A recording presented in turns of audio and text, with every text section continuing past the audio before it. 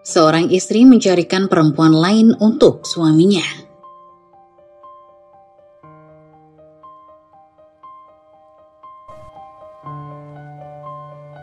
Yang sudah subscribe, semoga rezekinya lancar ya.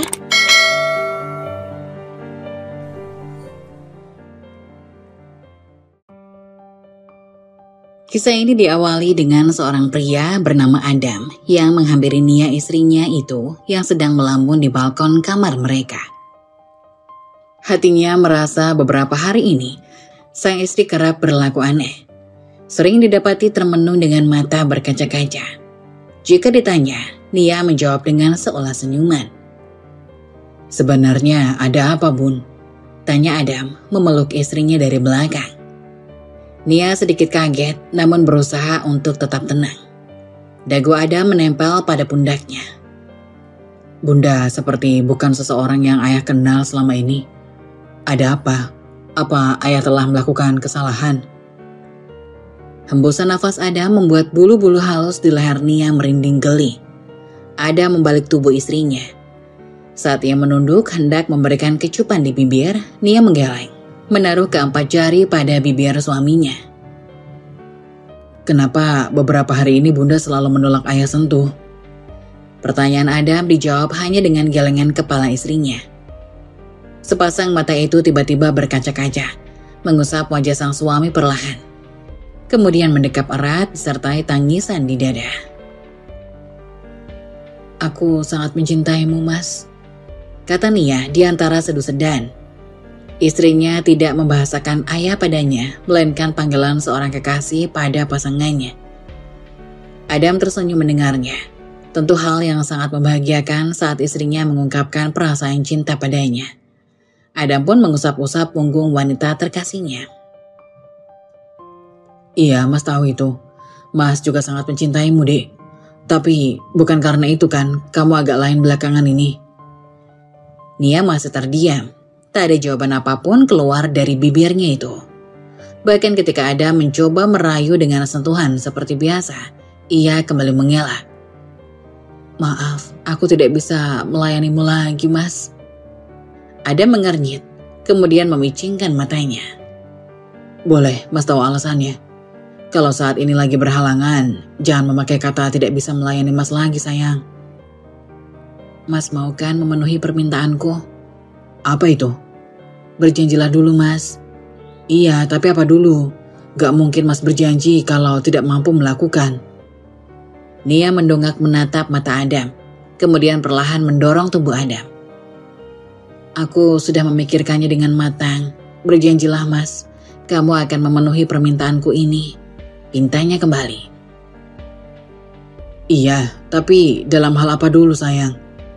Adam semakin tidak mengerti dengan apa yang dikatakan oleh istrinya itu. Adam berpikir sejenak lalu berkata, "Baiklah, kalau Mas berjanji memenuhi permintaanmu, kau akan jujur membagi masalahmu dengan suamimu ini, Dik."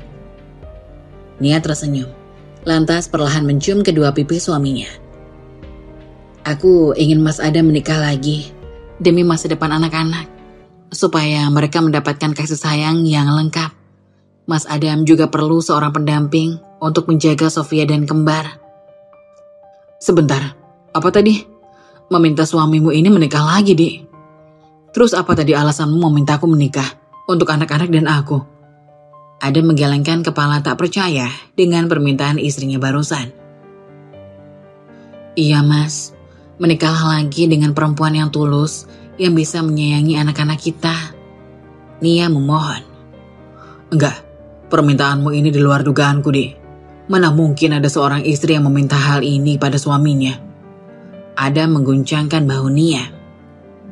"Mas Adam sudah berjanji tadi."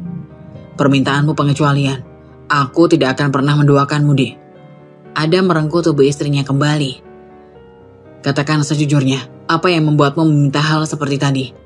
Anak-anak akan lebih baik dijaga oleh ibu kandungnya sendiri, dan itu kamu sendiri." "Sebesar apapun cintaku pada kalian, nyatanya takdir berkata lain. Aku harus mempersiapkan diri dari sekarang, membantumu memilih wanita yang tepat untuk menjaga anak-anak kita," ucap Nia sambil berkaca-kaca. "Kamu sakit?" Pertanyaan Adam membuat istrinya tergugu semakin mengeratkan pelukan. Andai benar, kita akan tetap bersama. Mas akan mendampingimu, Dek. Jangan meminta sesuatu yang nantinya menyakiti perasaanmu. Tapi, sudah. Kamu tampak kelelahan, istirahatlah. Mas lihat anak-anak dulu.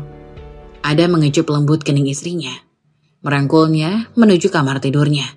Membiarkan istrinya beristirahat adalah pilihan terbaik bagi Adam saat ini. Semalam pulang jam berapa, Nak?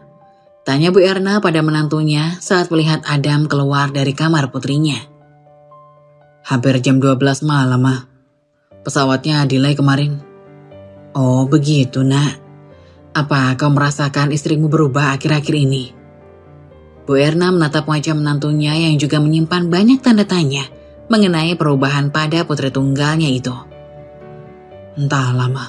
Saya sendiri juga agak bingung. Semoga semuanya baik-baik saja. Permisi, Ma. Saya mau melihat kembar. Kangen rasanya tidak menyapa mereka. Iya, anak-anak diajak main di belakang sama para babysitternya. Adam mengangguk. Kemudian berlalu menuju teras belakang di mana kedua anaknya berada. Bu Erna bergegas menuju kamar putrinya. Setelah mengetuk 2 kali, beliau mengerahkan gagang pintu ke bawah. Pintu kamar Nia terbuka. Begitu pintu dibuka, nampak sang putri termenung dengan memeluk kedua lututnya. Sonia, kamu kenapa? Jangan membuat khawatir Mama, sayang. Nia mengusap jejak air matanya. Ia tersenyum tipis seraya menggelengkan kepala. Gak ada apa-apa, Ma. Jangan bohongi Mama, Nia. Ayo, cerita. Sebenarnya ada apa? Adam barusan Mama tanya juga tidak tahu. Jangan membuat kami kebingungan dengan bermacam praduga. Nia bergeming dengan pandangan nanar, sambil mendongakkan kepala seolah menahan diri, supaya air matanya tidak jadi tumpah. 2 hari ini, Mama perhatikan kembar minum susu formula. Mama tanya babysitter, katanya stok ASI sudah habis, karena kamu sudah lama tidak memumpanya lagi. Iya, Ma, sudah ada sebulan aku tidak memompa ASIku. Bu Erna nampak terkejut karena putrinya ini seorang dokter. Pasti tahu minuman terbaik untuk bayi adalah ASI. Bahkan Nia dulu berkeinginan memberikan ASI sampai kembar berusia 2 tahun. Kenapa, Nak? Apa kamu sakit? Pertanyaan Bu Erna membuat putrinya menangis kembali. Cerita sama Mama, sebenarnya ada apa? Jika memang kau sakit, sakit apa? Ma, aku tertular HIV. Apa? Mata Bu Erna membelalak dan seketika tubuhnya menjadi lemas, seolah tak percaya melihat putrinya mengangguk lemah. Dunianya serasa runtuh. Sebulan yang lalu saat aku menyuntik pasien, belum selesai obat yang aku suntikan, ia berontak hingga jarum suntik itu tertancap di lenganku sendiri. Astagfirullah. Bu Erna menutup mulut dengan kedua tangannya. Tangisnya histeris tak dapat terbendung lagi. Sungguh buruk bayang-bayang yang berkelebat dalam benaknya jika harus ditinggal putri tunggalnya. Hasil medisku keluar seminggu yang lalu. Saat tes, aku berharap adanya keajaiban. Yang terjadi malah sebaliknya. Virus sudah mulai menyebar karena pasien kemarin positif AIDS stadium akhir. Dia tersendu-sendu dalam pelukan mamanya. Bu Erna mencoba tegar. Putrinya sekarang sangat butuh dukungan dari keluarga, terutama dirinya dan Adam. Kita akan melewati ini bersama-sama, Nak. Jangan khawatir. Yakinlah saat Allah memilihmu menjalani takdir ini. Berarti engkau sanggup melalui ujian darinya. Allah tidak akan membebani seseorang, melainkan sesuai dengan kesanggupannya. Nia semakin mengeratkan pelukan pada mamanya. Tempat ternyaman baginya membagi segala kesedihan selama ini. Setiap permasalahan yang ia hadapi, selalu ada saran dan solusi yang mamanya berikan secara bijaksana.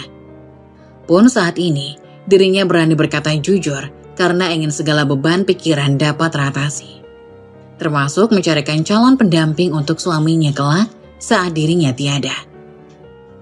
Bu Erna mengurai pelukan pada putrinya. Sedih sudah pasti, apalagi Nia adalah putri satu-satunya. Tempat bergantung di hari tua. Namun, semua harus pasrah dan ikhlas atas kehendak Sang Pencipta. Adam harus tahu tentang sakitmu, nak. Setidaknya untuk menjawab pertanyaannya, kenapa beberapa hari ini kau menghindarinya? Sebulan kalian tidak bersua, akan aneh rasanya tiba-tiba kau menghindarinya terus.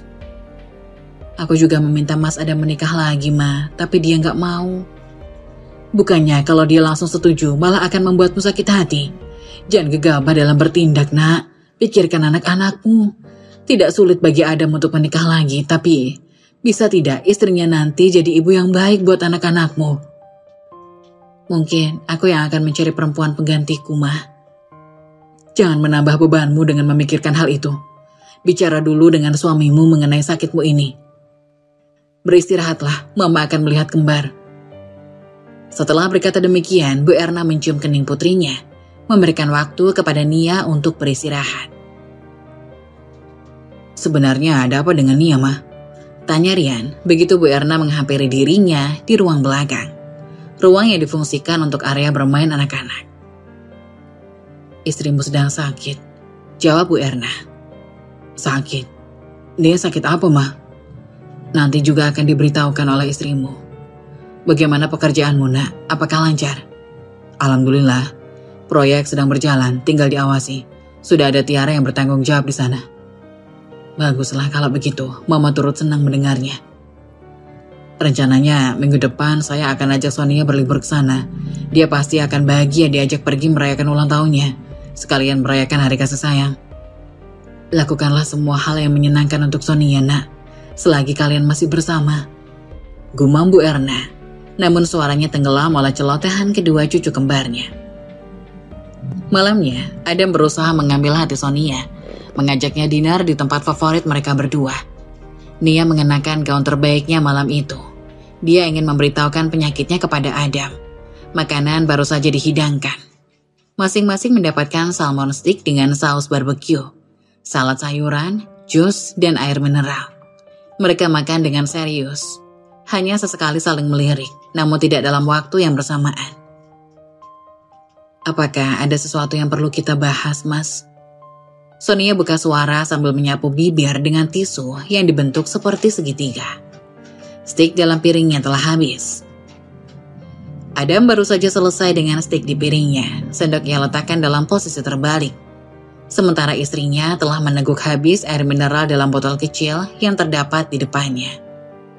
Tentu, sebentar lagi ulang tahunmu, sayang.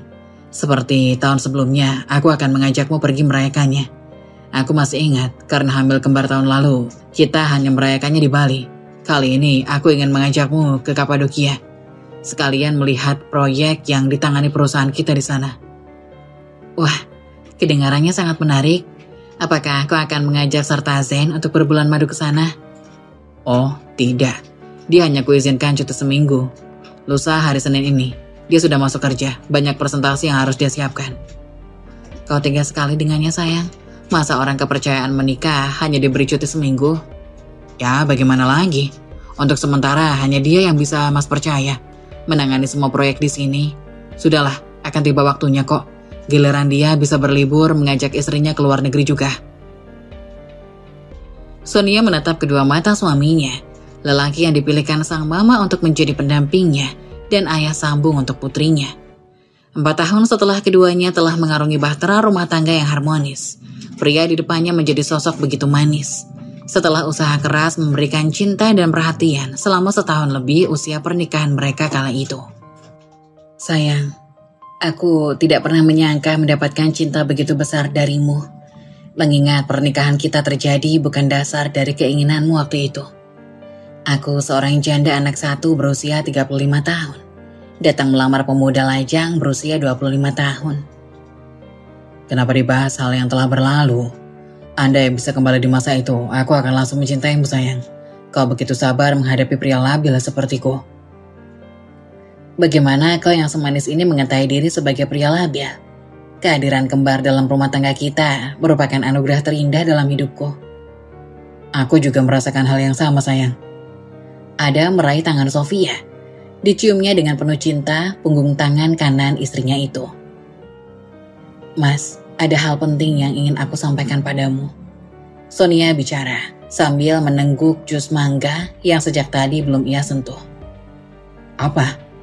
Adam tampak penasaran. Ini mengenai penyakitku, Mas. Mas pasti bertanya-tanya kenapa aku selalu menolak dirimu. Sakitku ini menular, Mas. Kedua mata Adam membulat. Ia mulai berspekulasi mengenai penyakit istrinya, hingga tebakannya mengarah pada, benar dugaanmu, Mas Adam, istrimu ini positif menderita HIV. Sonia? Adam menyentuh kedua tangan istrinya. Sebulan yang lalu, saat aku menyuntik obat pada pasien, belum selesai obat yang kusuntikan, ia berontak hingga jarum suntik itu tertancap di lenganku sendiri. Dia pasien AIDS stadium akhir. Hasil lab seminggu lalu menyatakan aku positif tertular HIV. Astagfirullah sayang. Seketika Adam beranjak menghampiri Sonia, memeluknya erat. Keduanya saling memeluk diiringi isak tangis. Tenanglah, pasti ada jalan keluar di setiap masalah. Kita akan melalui ini bersama sayang. Semoga ada keajaiban, kamu bisa sembuh seperti sedia kala. Nia mencoba tersenyum. Ia tahu bagaimana kondisi tubuhnya. Bahkan ia sudah berkonsultasi dengan dokter senior di rumah sakit tempatnya bekerja. HIV jika tidak cepat ditangani akan berkembang menjadi AIDS, di mana kondisi ini merupakan stadium akhir dari infeksi HIV, dan tubuh sudah tidak mampu untuk melawan infeksi yang ditimbulkan. Pengidap AIDS dapat bertahan hidup menggunakan perawatan berupa obat-obatan. Kisaran waktunya bisa berbeda-beda, umumnya hanya berkisar 3 tahun saja, karena tubuh sudah tidak mampu melindungi sel dan jaringan yang sehat. Bukan hendak mendahului takdir, tapi dengan vonis yang dijelaskan, Nia mulai menghitung mundur waktunya. Banyak rencana dan keinginan yang ingin dia wujudkan sebelum ajal menjemput. Salah satunya, mencarikan ibu untuk ketiga anaknya, terutama kembar yang baru berusia 7 bulan, yang masih sangat membutuhkan kasih sayang seorang ibu. Mas, berjanjilah padaku, suatu saat kau akan memenuhi keinginanku. Keinginanmu untuk melihatku menikah lagi, Dik. Maaf, Mas tidak akan pernah melakukannya. Selagi kau masih ada di sisi Mas, hal itu tidak akan pernah terjadi. Adam tegas memberikan keputusan. Anak kita butuh seorang ibu, Mas. Mereka tidak butuh ibu lagi selama kamu masih hidup, Dik. Tapi umurku tidak akan lama lagi, Mas. Vonis dari dokter bukan suatu ketetapan. Takdir bisa diubah dengan doa, sayang. Selagi napas masih dikandung badan, kita wajib berikhtiar untuk kesembuhanmu. Adam penuh harap meyakinkan istrinya. Tidak ada yang tidak mungkin jika Allah berkehendak. Jangan bersedih, apalagi berputus asa. Aku akan selalu ada untukmu, sayang. Adam kembali memeluk istrinya. Sonia menarik nafas panjangnya, lalu mengembuskan perlahan-lahan. Beban yang terpendam dalam dada seolah luruh bersama udara yang ia lepaskan. Ada ketenangan dalam batinnya. Kekhawatirannya tidak terjadi. Adam tidak berpikiran negatif mengenai sakitnya. Di sebuah pelataran masjid, seorang gadis berjilbab putih sedang membuka jaketnya. Kemudian jaketnya ditaruh di kepala motor metiknya. Tampaklah setelan atas bawah celana berwarna putih, ciri khas dari pakaian tenaga medis. Iya, gadis itu bernama Ica Saraswati, seorang perawat yang sudah bekerja selama 2 tahun di Rumah Sakit Islam. Rumah sakit yang terletak di belakang Masjid Agung Kota Depok. Tolong, copet! Tiba-tiba terdengar teriakan seorang wanita dari dalam masjid. Seorang lelaki gondrong berlari keluar dengan tas di tangannya. Ica berlari menghadang laju lelaki gondrong itu, lalu... Berhenti! Tendangan kaki Ica menghentikan lari lelaki gondrong itu. Bruk! Lelaki gondrong itu roboh. Dengan cepat Ica merebut tas yang dirampas, sembari memberikan 4 buah pukulan ke perutnya, hingga membuat lawan tak berkutik lagi. Siapa kamu, kopret? Maki lelaki gondrong marah tak terima atas perlakuan Ica padanya. Ica menyeringai sambil tersenyum sinis. Kamu bisa baca ini? Tunjuk Ica pada nemtek yang terpasang di bajunya. Cepat pergi sebelum kesabaranku habis. Anda nggak ingat dosa, ingin kupuntir lehermu tadi. Nyompet kok di masjid, dasar manusia kurang adab. Lelaki gondrong mundur perlahan, lalu secepat kilat berdiri. Bisa habis dia dihakimi masa. Saat dilihatnya, beberapa orang mulai mendekat ke arah dirinya. Ica menimang-nimang tas itu, lalu berbalik. Tersenyum kepada 2 wanita berjilbab yang menatapnya. Ini tas ibu. Tanya Ica, seraya mengelurkan tas kepada wanita yang lebih tua. Alhamdulillah. Si ibu menerimanya dengan paras sumringah. Terima kasih ya. Dan ini. Sambung si ibu sembari membuka tas, mengeluarkan dompet, mengambil 3 lembar uang 100 ribuan. Sebagai rasa syukur kami, terimalah. Ica menggeleng. Gak perlu, Bu. Loh, tanya si ibu bingung, karena Ica hanya mengangguk tersenyum kemudian berbalik, pergi menuju motornya. Kak, tunggu. Teriak perempuan muda di samping ibu tadi. Ica berhenti membalikkan badannya. Maaf, apa kurang banyak, Kak? Mama saya sangat berutang budi pada kakak. Ayolah, mohon diterima. Maaf, sebelumnya hanya segini uang cash dalam dompet kami. Ica mengelum senyum, melihat beberapa lembar uang merah di telapak tangan perempuan muda itu. Gak usah, Dik. Beneran saya ikhlas nolong tadi. Kebetulan saja premannya tadi larinya ke arah saya. Baiklah, boleh aku minta nomor telepon kakak? Kenalkan, namaku Arum. Wanita yang bersamaku tadi mamaku. Arum mengeluarkan ponselnya, menunggu Ica menyebutkan sederet angka nomor teleponnya. Untuk apa? Belum tentu juga kita akan berjumpa lagi, Dik. Sudah ya, saya permisi dulu. Maaf, mau menunaikan sholat duhur dulu. Ica kemudian berlalu, diikuti tatapan tak rela dari Arum.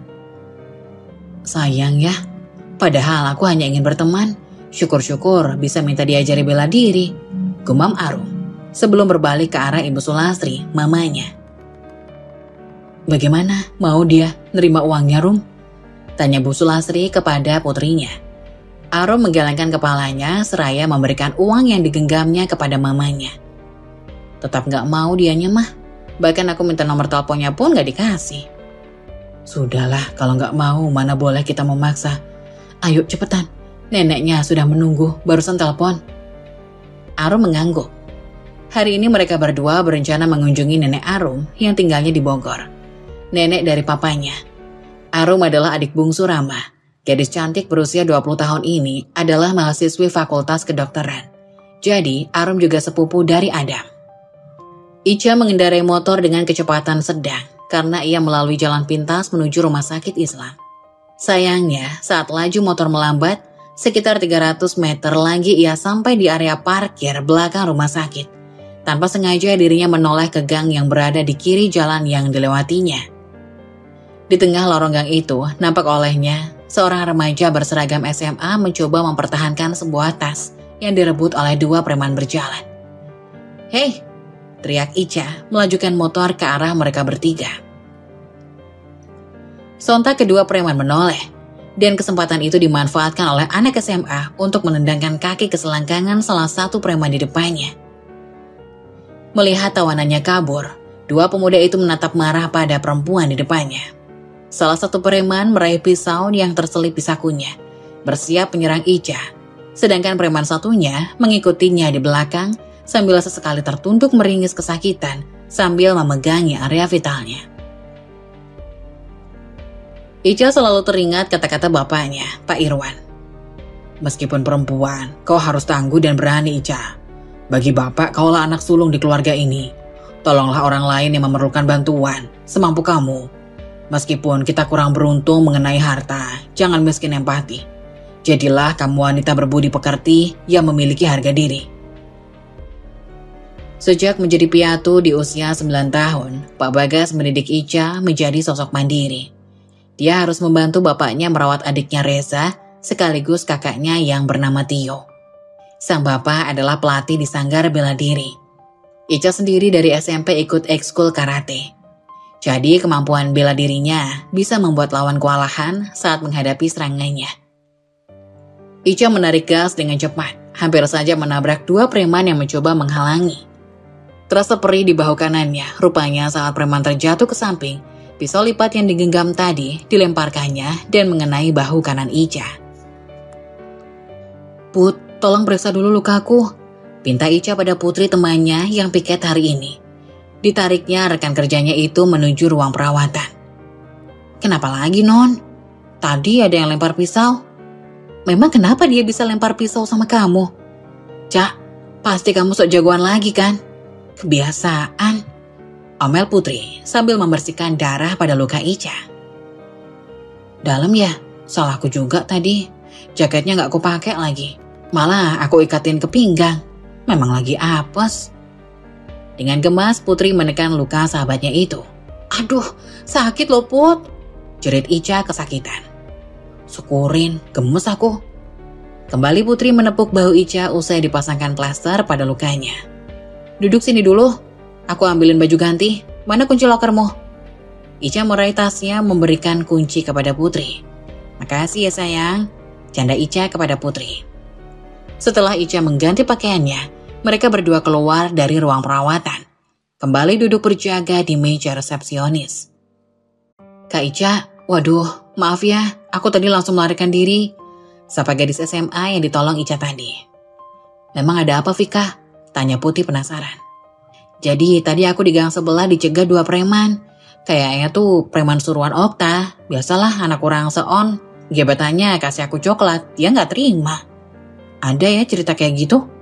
Ketus Ica mengangkat sebelah alisnya, seolah tak percaya. Kak, coba lihat. Aku ini cantik loh. Udah gitu otakku encer. Sayang aja, gebetanku gak lihat kelebihanku. Cika mengibaskan ujung rambut dengan telapak tangannya. Spontan Putri dan Ica tertawa mendengar pujian Cika pada dirinya. Ada apa nih?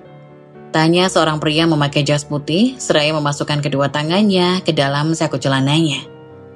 Siang Dokter Dika, sapa Putri diikuti Ica yang mengangguk padanya juga.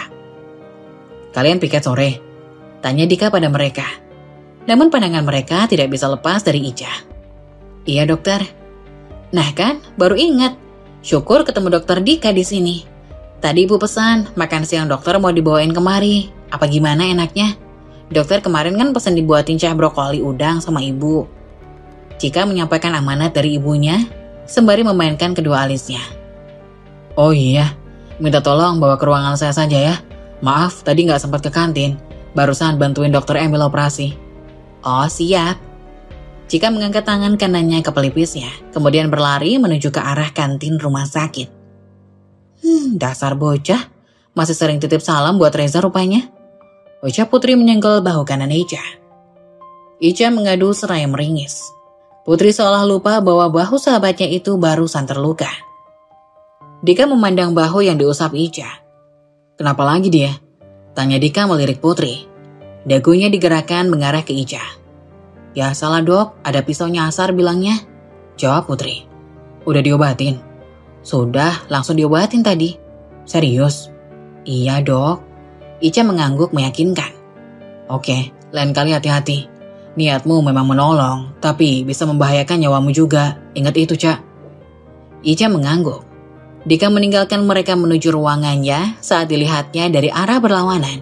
Cika membawa nampan berisi makan siangnya. Malam itu, Ica dengan badan yang terasa pegal, terutama luka di bahunya, masih terasa ngilu. Segera ia pakai helm, menstarter motor, memutar gas motor, dan melaju pulang. Sesampainya di rumah, ada sebuah mobil putih terparkir di depan rumahnya. Ica sangat hafal plat nomor mobil tersebut. Ica menghela napas panjang. Setahun lebih ia tidak berjumpa dengan wanita yang berjasa dalam pendidikan dirinya, juga Reza adiknya itu. Assalamualaikum mah, sapa Ica, seraya mencium dengan taksim tangan wanita yang berkacamata sambil menatapnya malam itu. Waalaikumsalam, gimana kabarmu nak? Baik-baik saja kan? Nomormu sudah gak bisa mama hubungi. Terakhir komunikasi kita saat kau kirimkan foto wisudamu tahun lalu. Ujar wanita anggun itu. Alhamdulillah, kabar kami baik mah. Jawab Ica, seraya mengeluarkan kunci untuk membuka pintu rumah. Mari, silakan masuk mah, mas. Ica mempersilahkan Bu Erna masuk ke dalam rumah. Begitu pintu ia buka dengan sempurna. Bu Erna mengajak keponakannya masuk ke rumah Ica. Ica pun memasuki rumah, bergegas ke dapur menghidupkan kompor, membuatkan minuman untuk kedua tamunya. Silakan diminum mas, mah. Maaf, kalau tidak salah mas ini pamannya Sonia bukan? Tebak Ica sedikit mengingat. Iya, dia Umar, adiknya Aziz, pamannya Sonia. Bu Erna meraih tangan Ica, memintanya untuk duduk di sampingnya. Mama kangen sekali denganmu, Ca. Padahal jarak Bogor-Depok tidaklah berhari-hari ditempuh. Apa memang harus mama yang menjengukmu kemari? Sindir Bu Erna tersenyum simpul. Maaf Ma, Ica gak pernah berkirim kabar selama ini. Nomor kemarin gak bisa dipakai lagi karena kartunya terblokir, kata Ica. Bu Erna membahasakan dirinya mama karena Ica lah yang merawat dirinya saat sakit stroke hingga sehat kembali. Selama 2 tahun, Ica bekerja di rumah Bu Erna untuk merawatnya. Ketika itu dirinya baru lulus dari SMK. Setelah sembuh, Bu Erna menganggap Ica dan Reza bagian dari keluarganya sendiri. Ica diminta melanjutkan sekolah lagi. Demikian juga adiknya Ica, yaitu Reza. Beliau yang mengkuliahkan kakak beradik itu hingga kini. Sekarang kamu kerja di mana? Di rumah sakit Islam, Ma. Andai Mama memintamu ikut ke rumah Mama, apakah kamu bersedia, Ca? Ica terhenyak dengan permintaan Bu Erna. Salah satu alasan dia mengganti nomornya adalah tidak ingin terhubung atau berjumpa lagi dengan bagian dari masa lalunya. Maaf Ma, kenapa saya harus ikut ke rumah Mama? Ica memberanikan diri untuk bertanya.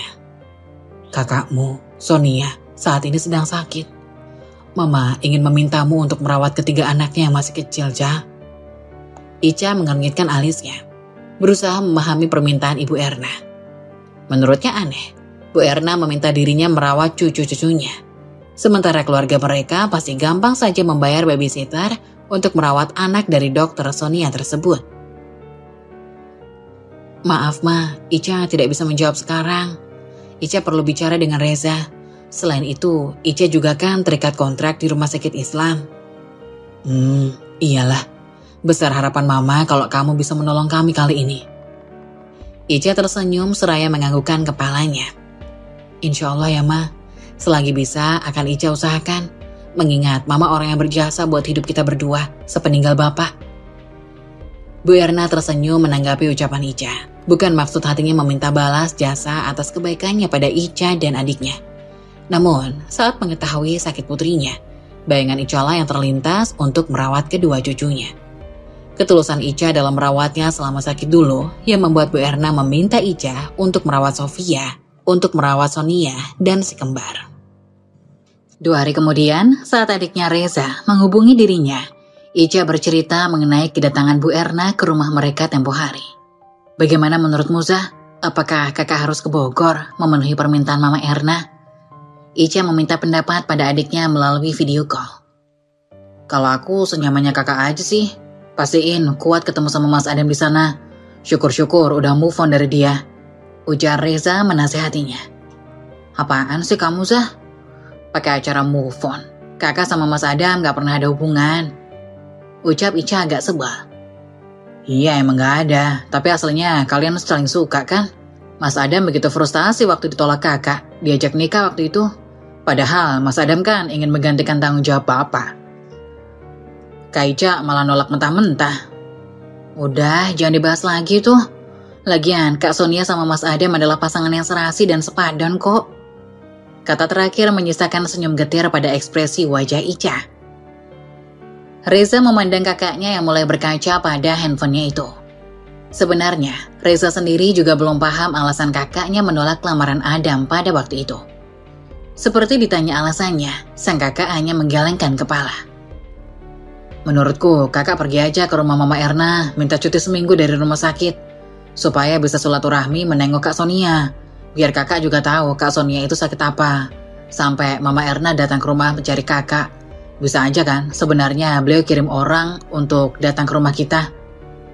Ica terdiam. Yang dikatakan adiknya semuanya tepat. Egois dan tidak tahu diri sekali kalau sampai ia tidak memenuhi permintaan Bu Erna untuk sekedar mengunjungi ibu angkatnya itu. Ya udah, besok kakak mau minta Dina gantiin piket dulu. Ya udah deh, bersiaplah pergi bimbingan terakhirmu dek. Kakak doain lancar. Tahun ini bisa ikutan wisuda ya. Kata Ica mendoakan adiknya itu. Pembicaraan keduanya berakhir setelah saling berbalas salam. Ica berguling ke kanan hingga berada di pinggir ranjang. Tangannya meraih laci meja belajarnya. Dia mengambil album foto kenangan bersama bapaknya saat masih mengejar bela diri di sanggar. Diambilnya salah satu foto. Ia menatap salah satu foto favoritnya, di mana ia menjuarai turnamen bela diri. Dirinya berpose di tengah memamerkan medali dan piala. Di samping kiri kanannya ada Adam dan Dika. Sedangkan bapaknya tepat berada di belakangnya. Kedua tangan Pak Bagas merangkul bahu Adam dan Dika. Seakrab itu mereka saat itu. Dirinya amat dijaga murid bapaknya yang belajar di sanggar, terutama Adam dan Dika. Selain keduanya sahabat sekolah dari SMA hingga kuliah, dan mungkin juga masih bersahabat hingga kini. Bagaimana caraku menghilangkan dirimu dari hatiku, Mas Adam? Sekian lama menjauh dan menghindar, kenapa takdir harus mempertemukan kita kembali?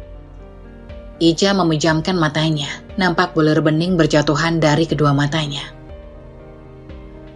Pada 5 tahun yang lalu, ternyata Ica pernah dicaci maki oleh adik dan ibu tirinya Adam. "Jauhi Adam, kamu tidak pantas bersanding dengannya. Dasar gadis miskin tidak tahu diri," bentak Maya, adik tiri Adam.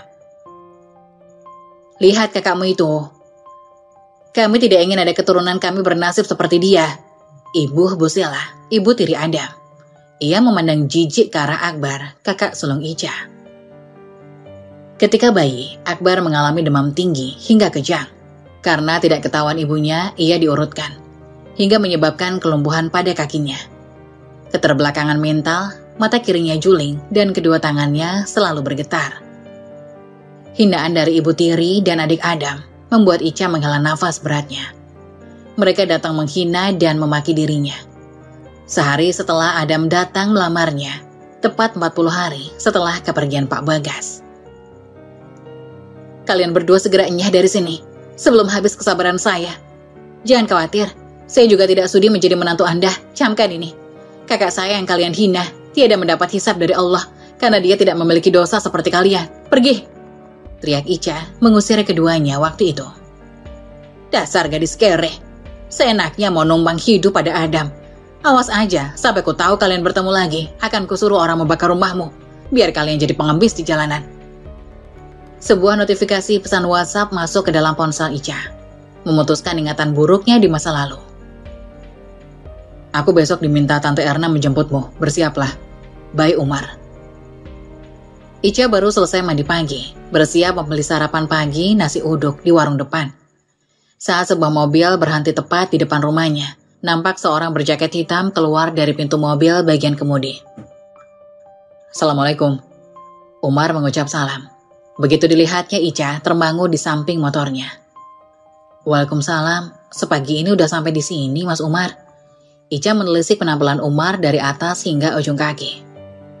"Kemarin waktu dihubungi Tante Erna, kebetulan ada kegiatan di daerah Bogor, makanya langsung ke sini." "Oh gitu, tapi maaf, saya nggak bisa mempersilahkan masuk karena mau pergi beli sarapan." "Sekalian kalau gitu, aku dibelikan, belum kemasukan nasi dari semalam." Ica menganggukkan kepala, kemudian menyalakan motor meninggalkan Umar sendirian di teras rumahnya. Tak sampai 10 menit, Ica telah kembali dengan membawa bungkusan kresek berisi nasi uduk untuk sarapan keduanya. Sejenak Umar memperhatikan sekeliling. "Kamu sendirian?" Ica mengangguk. "Ayo, silakan sarapannya. Maaf, hanya ada air mineral, gulanya habis, belum sempat beli." Disodorkannya piring berisi bungkusan nasi uduk serta sendok makan ke arah Umar. "Lah, kamu mau kemana, Cak?" tanya Umar saat dilihatnya Ica hendak masuk ke dalam. "Mau sarapan juga lah," sahut Ica. "Hah? Kamu makan di dalam, aku di sini?" Ica kembali mengangguk. "Iya, terus kenapa? Minta ditemenin makanya." "Serius, aku harus jawab pertanyaanmu." Umar menghembuskan nafas kasar seraya menyandarkan bahu pada kursi. "Aku itu pengen makan cepat Mas Umar, karena sebentar lagi harus ke rumah sakit, kasih surat cuti. Nah, kalau kita makannya barengan, yakin aku bakalan lama karena diselingin ngobrol. Aku masih ingat kebiasaan Mas Umar kalau makan itu lama. Ya, karena sambil ngobrol, padahal itu kan gak baik." "Oke, ngikut aja. Apa kata tuan rumah? 5 menit kamu udah siap ya?" "Siap, siapa takut," ucap Ica sebelum masuk ke dalam rumahnya. Sebuah koper sudah dia siapkan di samping pintu masuk rumahnya. Dirinya tadi sebenarnya bersiap pergi ke rumah sakit dulu, karena perkiraan Umar akan menjemputnya setelah zuhur. Umar memasukkan koper Ica di bangku belakang mobilnya. Setelah itu, dia bukakan pintu depannya untuk perempuan di samping mobilnya itu. "Aku duduk di depan, Mas." "Oh iya, jelas. Memang aku sopirmu, Ica," jawab Umar dengan nada ketus. Biasa aja kali jawabnya, Mas Umar bin Khattab, jawab Ica cengengesan. Asli pria di sampingnya pengen banget mencitaknya, kalau bukan demi tantenya. Sayang banget dia pergi tinggalkan hangout bersama teman-temannya. Setelah Ica masuk, Umar berlari kecil mengitari mobil untuk masuk di belakang kemudi. Hal yang mengagetkan Ica saat Umar tiba-tiba mendekatkan tubuhnya, langsung saja ia dorong dada pria itu hingga tubuhnya terhanyak ke daun kursi. Tidak sampai di situ, refleks, jemari tangannya mencengkram leher Umar. Jangan macam-macam, Ica memperingatkan sambil menatap wajah Umar dengan tajam. Aku hanya ingin memakaikanmu sabuk pengaman, itu aja. Ica melepaskan cengkramannya dari Umar. Umar bernafas lega. Sadis amat, memang kau pikir aku mau ngapain tadi? Ica diam aja. Sibuk memakai sabuk pengaman. Aku bisa sendiri. Ingat, jangan diulangi hal seperti ini. Meskipun jujur, aku tidak tahu pasti maksud Mas Umar tadi apa. Maaf. It's okay, aku juga minta maaf soal tadi. Ucap Umar seraya tersenyum simpel. Niat hati ingin membuat lawan baper yang terjadi di luar prediksi. 3 jam kemudian, mobil Umar sudah memasuki gerbang perumahan elit tempat tinggal Bu Erna sekeluarga. Ica langsung disambut sendiri oleh Bu Erna. Dia ditempatkan di kamar tamu lantai bawah. Terima kasih sudah datang ke rumah ini, Ica. Pasti Sonia sangat bahagia bertemu kedatanganmu. Sudah setahun lebih kalian tidak bersua. Bu Erna menuntun Ica ke ruang bermain anak-anak. Kau bahkan belum pernah ketemu langsung dengan Adam, suami Sonia yang sekarang. Mama ingat dulu kamu tidak bisa menghadiri pesta pernikahan mereka. 4 tahun yang lalu, lihatlah, kedua ponakanmu itu, lucu sekali kan? Mereka bertiga. Iya mah, lucu sekali mereka bertiga. Tanpa sadar, Ica mencium pipi Caca. Bayi itu mengarahkan tangan, minta digendong olehnya. Wajah Caca merupakan duplikat dari papanya, Adam Setiawan. Caca ini, dia kelihatan pemberani. Sama siapa saja dia nggak nangis, bahkan terkesan murah senyum. Beda dengan kakaknya Cici. Kalau belum pernah ketemu, akan nangis dianya. Tidak mudah akrab juga. Tiap ketemu Umar, pasti takut dia. Tapi sama kamu kok cuma dilihatin dan bengong gitu ya? Kayak ingin digendong juga. Oh, mau digendong tante juga? Sini. Ica menunduk mengambil Cici untuk digendong di pinggang kanannya. Karena Caca sudah nyaman berada di gendongan lengan kirinya. Di mana Sofia? Tanya Ica. Sofia masih jalan pulang dari PAUD. Jawab Nia. Gitu. Oh iya, gimana kabar Mama? Tadi Mas Umar cerita Mama sakit. Biasalah, Cak. Mama mengalami anemia. Sepertinya Mama banyak yang dipikirin akhir-akhir ini. Sonia menjawab pertanyaan Ica. Dia tiba-tiba muncul dari arah belakang. Memang Mama mikirin apa sih? Goda Ica. Orang tinggalnya ditemenin anak dan juga banyak cucu gini. Kalau Mama tinggal sendirian, barulah percaya. Banyak pikiran. Entahlah, Cak. Kalau Mama sakit, kakak jadi merasa bersalah. Sepulang dari Bogor kemarin, sempat lemas gitu di jalan. Kayak mau pingsan, kata Umar. Sonia beralih memegang kedua bahu mamanya. Menurut dokter Friska, tubuh Mama kekurangan sel darah merah yang sehat atau sel darah merahnya tidak berfungsi dengan baik. Akibatnya, organ dalam tubuh tidak mendapat cukup oksigen dan tidak berfungsi secara normal. Kebetulan kakak tadi malam baru sampai rumah, 3 hari ada diklat di Bandung. Ica hanya tersenyum tipis. Melihat wajah Sonia yang sumringah membuatnya berpikir, apakah benar yang dikatakan Bu Erna, bahwa kakak angkatnya itu sedang sakit? Sudahlah, yang penting Ica sudah datang ke sini. Kamu langsung mengajukan resign kan, Nak? Pertanyaan Bu Erna membuat Ica menghela nafasnya. Diturunkan Caca dan Cici dari gendongannya, kemudian memberikan pada kedua babysitter yang menghampiri si kembar dengan masing-masing membawa botol susu di tangan kanan mereka. Ica hanya cuti seminggu, Tante. Jawab Umar yang duduk di sofa belakang. Sedari tadi ia asik dengan handphonenya di tangan. Benar begitu, Cak. Mama kira kamu datang kemari sudah resign. Toh kampus Reza juga nggak seberapa jauh dari sini. Kalian bisa tinggal di sini. Ica mencoba tersenyum. Andai Bu Erna tahu kesulitan terbesar ia tinggal serumah dengannya adalah karena keberadaan menantunya. Assalamualaikum. Salam dari seseorang dari arah ruang tamu. Suara yang masih dihafal hingga saat ini. Dan sosok itu hanya beberapa langkah berada di belakangnya. Loh, Papa jam segini kok sudah pulang? Sofia mana? Nia menghampiri Adam. Ada tuh di belakang. sambil terdengar suara anak kecil berteriak mama. Papa langsung meeting di luar bareng Rizal, ini sengaja pulang buat makan siang bareng bunda. Jawab Adam menerima uluran tangan istrinya. Ia kecup kening istrinya dengan lembut. Siapa bun? Tanya Adam seraya mengarahkan dagu pada Ica yang berdiri membelakangi dirinya. Oh iya, kalian belum pernah ketemu ya? Dia Ica, adik angkat bunda. Dulu dialah yang merawat mama saat stroke. Keterangan dari Sonia membuat Adam mengangguk, seraya menyipitkan matanya.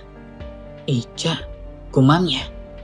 Seolah ada panggilan yang mengharuskan tubuh Ica berbalik 180 derajat. Waktu seolah berhenti saat keduanya saling bertatapan.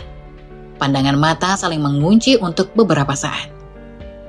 Mas Adam, akhirnya kita bersua karena tidak ada lagi yang bisa kulakukan untuk menghindari pertemuan ini. Cak, kenalin, inilah papanya Sofia dan kembar. Nia menarik lengan Adam, menghampiri dirinya yang mengerjak. Seolah tersadar, Ica hanya mengangguk mengolah senyum. Ica mengetupkan kedua tangan seraya tersenyum, sedangkan Ica hanya mengangguk dengan ekspresi datar. Dengan gelak tawa Caca yang merangkak ke arah papanya. Ulu, anak papa memang cantik ya, mirip siapa? Sambil mencium pipi anak-anaknya. Umar beranjak dari sofa mendekati mereka.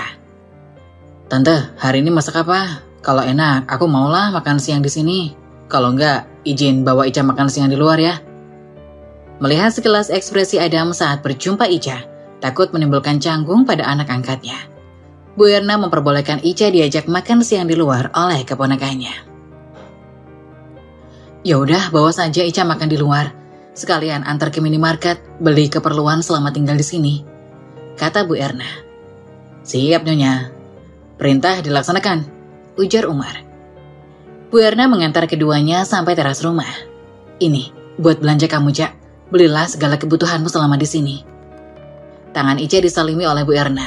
Ada beberapa lembar uang 100 ribuan yang dilipat 2. Ia berikan kepada anak angkatnya itu. Kalau sekedar belanja keperluan, uang Ica cukup, Ma. Ini nggak perlu. Sudah, Cak. Terima saja. Biar cepat kita jalan.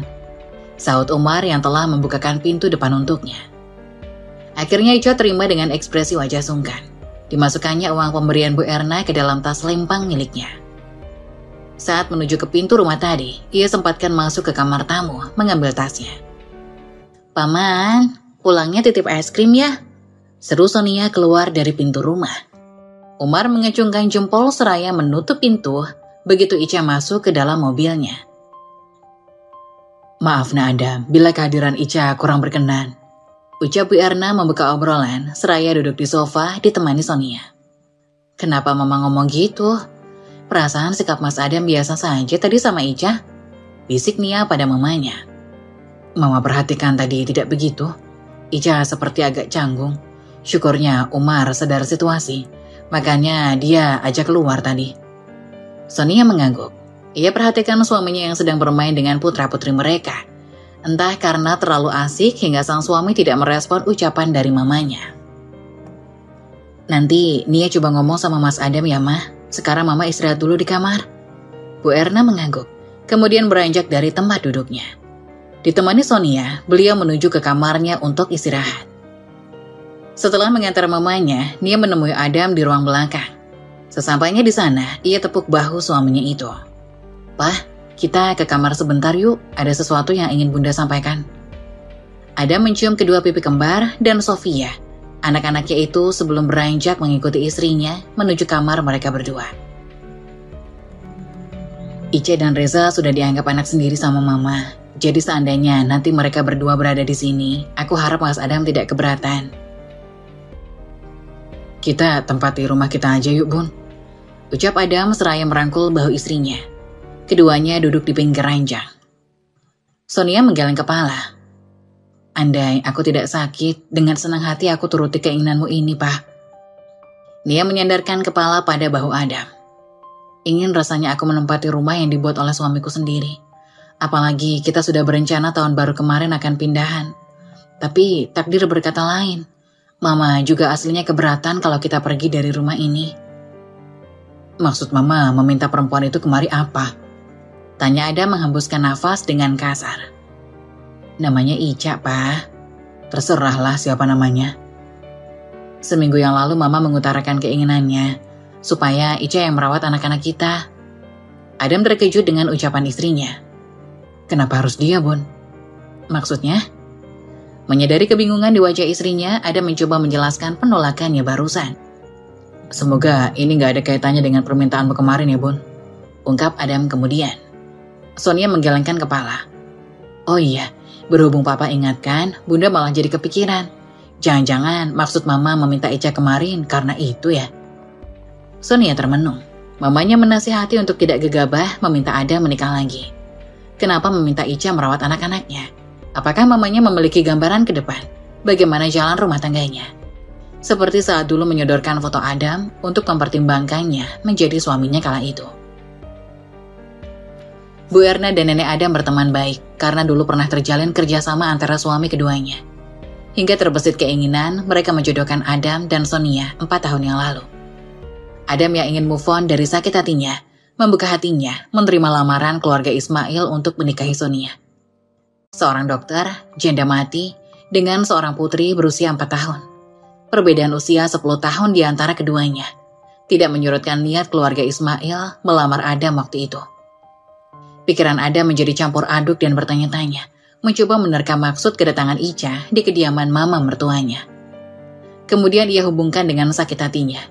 Permintaan menikah lagi dari Sonia 2 minggu yang lalu. Dari sekian perempuan, kenapa harus dipertemukan lagi dengannya Tuhan? Sore hari, selepas salat asar, Sonia menemui mamanya di taman belakang rumahnya. Kebetulan tadi dilihatnya Ica bermain petak umpet oleh putrinya Sofia. Jadi menurutnya ini waktu tepat bertanya kepada mama tentang kedatangan Ica. Apakah sesuai dengan asumsi Adam? Mah, kalau aku tanya tentang hal ini, Mama jawab dengan jujur ya. Sonia menggenggam kedua tangan mamanya. Keduanya duduk menikmati semilarnya angin sore hari. Iya, katakan saja sayang. Apakah kedatangan Ica kemari untuk menjadikan dia maduku, Mah? Pertanyaan Sonia bernada ketus. Ada rasa cemburu dan sedikit kecewa apabila tebakan suaminya benar. Secepat itu mamanya bertindak tanpa memperdulikan perasaannya. Bu Erna menepuk punggung tangan putrinya. Sayang, saat kau bercerita sakitmu, hampir tiap malam Mama tidak bisa tidur. Salah besar jika kamu berpikir Mama tidak mempedulikan perasaanmu. Terserah kalau semua orang menilai mamamu ini egois, tapi Mama mencoba realistis, nak. Bu Erna memejamkan matanya. Buluran bening itu berjatuhan dari kedua matanya. Maksud Mama apa? Lihatlah Mama, kamu hitunglah, sekiranya berapa lama lagi jatah Mama berada di dunia ini. Saat kau melahirkan kembar, itu momen yang sangat membahagiakan bagi Mama. Kau mendapatkan pendamping hidup yang tepat, anak-anak yang sehat, hidup yang berkecukupan. Tenang rasanya jika Mama pergi meninggalkan kalian waktu itu. Tapi saat takdir berkata kau mendapat cobaan lewat penyakitmu itu, jujur, Mama tidak peduli bagaimana tentang suamimu. Yang Mama pikirkan, siapa yang akan merawat kembar saat kita berdua pergi selamanya. Mama akan panjang umur, memilihkan jodoh terbaik untuk Sofia, seperti yang Mama lakukan untukku. Bu Erna tersenyum. Umur Mama tahun ini, insya Allah 65 tahun sayang. Tidak mungkin bukan, Mama abadi hidup di dunia yang fana ini. Nia memeluk mamanya. Terkadang ia berpikir mamanya akan selalu ada di sisinya hingga nanti. Setiap mengambil keputusan penting dalam hidupnya, Bu Erna orang pertama yang akan dimintai pendapat. Kesehatan mamanya yang mulai menurun akhir-akhir ini membuatnya takut. Melebihi saat ibunya mengalami stroke 7 tahun yang lalu. Kamu pasti tidak akan lupa bagaimana ketulusan Ica merawat Mama. Berapa kali kau jumpai perawat yang hanya baik di depanmu, sedangkan seenak hati memperlakukan Mama yang tidak bisa apa-apa waktu itu. 1 tahun Ica telaten merawat Mama yang jadi bunga ranjang. Kamu juga bisa melihat tadi, Cici langsung mau bersamanya. Jiwa bayi itu suci. Mereka bisa merasakan ketulusan dari orang lain. Sekali lagi Mama tegaskan, kehadiran Ica di rumah ini untuk Sofia dan kembar bukan jadi madumu. Kamu bisa tenang menjalani pengobatan didampingi oleh Adam. Tanpa was-was memikirkan anak-anakmu karena sudah ada Ica yang mengurus mereka. Tanpa keduanya sadari, seseorang tanpa sengaja mendengar pembicaraan mereka. Orang tersebut adalah Umar. Sebenarnya ia tadi hendak pamit pada tantenya, berjalan mengendap-endap untuk mengejutkan sang tante. Namun yang terjadi, dirinya yang dibuat terkejut mengenai maksud kedatangan Ica di rumah Bu Erna. Bunda, berkas 5 papa, Mak. Kenapa? Kok lancang masuk kamar kami, ha? Bentak Rian menunjuk ke arah Ica. Maaf. Ucap Ica terbata-bata karena dirinya pun terkejut tiba-tiba Adam masuk ke dalam kamarnya. Bergegas dia taruh setumpuk pakaian yang dibawanya tadi ke atas ranjang. Lantas dia meninggalkan kamar Sonia. Syukur pintu tadi dia buka, jadi tidak akan timbul prasangka. Ada apa, Pak? Kenapa marah-marah begitu? Ica tadi bantuin Bunda angkat pakaian kita yang udah disetrika, Mbak Sus. Sonia muncul dari balik pintu kamar mandi. Lain kali gak usah suruh masuk dia ke kamar kita. Papa kenapa sih? Kok kayaknya benci banget sama Ica? Apa jangan-jangan Papa udah kenal ya sama dia? Atau kalian mantanan ya? Tebak Sonia bermaksud mengajak suaminya bergurau. Gak lucu. Ya Tuhan, jangan berprasangka yang tidak-tidak. Mas kan pernah bilang tidak pernah pacaran. Ada memeluk tubuh istrinya. Asli, Papa lucu deh. Sekarang udah emosi kayak perempuan mau PMS aja. Bunda, Papa mohon sekali lagi, bisakah perempuan itu untuk pergi dari rumah ini? Kalau Bunda tidak mau kita pindah saja. Papa, yang minta Ica kesini itu Mama, dan ini rumah Mama. Masa Bunda main usir tamu yang Mama undang ke rumahnya? Ucap Nia dengan nada halus. Berarti kita yang harus pindah dari sini. Tegas Adam. Entahlah, Bunda mulai penasaran apa yang bikin Papa begitu benci sama Ica. Padahal baru 3 hari Ica berada di rumah ini. Adam meraup wajahnya dengan kesal. Dirinya juga tidak paham akan perasaannya. Kenapa bisa membenci Ica? Padahal ia yakin di dalam hati, posisi Ica di hatinya sudah tergantikan oleh Sonia, istrinya. Astaga, aku kesiangan. Ica yang baru bangun langsung menuju kamar mandi untuk segera bersiap membantu Bu Erna masak untuk sarapan pagi.